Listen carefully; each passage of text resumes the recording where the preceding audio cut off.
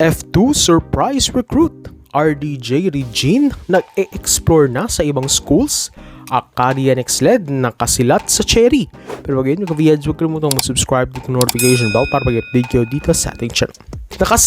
Nakisali na rin ang ibang team sa Recruitment Wars is 2023 PVL All-Filipino Conference dahil ang Team F2 Logistics ay pinagalaw na rin ng baso sa isang unexpected unboxing. Yes, in-unbox nga ng Cargo Movers ngayong September 14 ang isa nilang recruit na walang nag-aakala. Kinuha nga ng Cargo Movers ang serbisyo ni former UP blocker Ethan Arce. Si Arce ay mula sa Team Zerflor na naglaro last conference na ngayon ay napapabalitang aalis sa PVL matapos ang ilang key losses ng team na ito. From their players to their coaches, mistulang wala na atang matitira sa Zerflor team na ito. Pero nakakagulat lang ay ang pag-recruit ng F2 kay Arce na walang nag-aakala dahil alam naman natin na usually ay mula sa Lasal ang kinukuha ng Cargo Movers o hindi man mga top players talaga on their own right. Si Arce malaking gulat ito dahil MB o middle blocker uli ang kinuha ng F2 kung saan medyo nakakapagtaka lang dahil loaded na rin naman sila sa MB position with Captain Chang Abi Maranyo leading the charge and Majay Baron as well.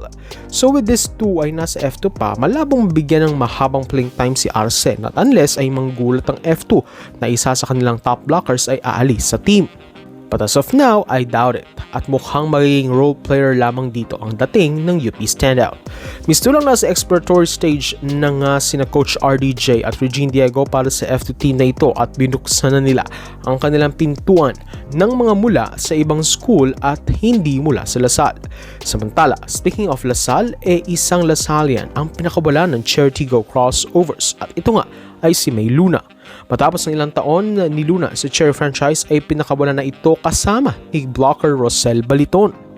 Ito'y matapos na ring madisband ang Photon team na naglalaro lang ng isang conference sa PVL. Pero ayon sa usap-usapan may next destination na marahil si Luna dahil maugong ang balita ngayon na misulang kukunin ito ng newest PVL team na NX-led Chameleons. Lalo pa nangangailangan sila ngayon ng consistent spiker na kayang ibigay ni May. Pero ito ay kwento pa lamang hanggang sa ngayon at maghihintay pa tayo ng opisyal na anunsyo. Pero ang Akari nasilat na mula sa Cherry dahil nakuha na nila ang serbisyo ni former Cherry blocker Rosel Baliton. In fairness, added boost si Baliton sa Akari despite na loaded na rin ang MB position nila. Malaki kasi ang naging development sa laro ni Rosel mula nang mapunta ito noon sa Cherry at hanggang ngayon ay posible niyang magamit with her new team na Akari. So there out mga vids, thank you for supporting this channel. Please don't forget to subscribe and click the notification bell to get updated on the coming videos.